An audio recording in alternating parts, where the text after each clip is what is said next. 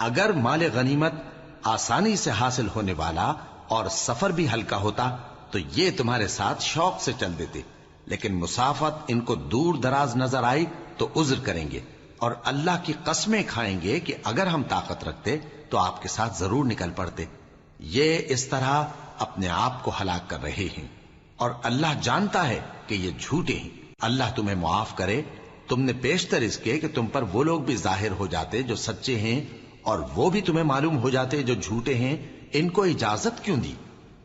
जो लोग अल्लाह पर और रोज आखिर पर ईमान रखते हैं वो तो तुमसे इजाजत नहीं मांगते कि पीछे रह जाएं, बल्कि चाहते हैं कि अपने माल और जान से जिहाद करें और अल्लाह परहेजगारों से वाकिफ है।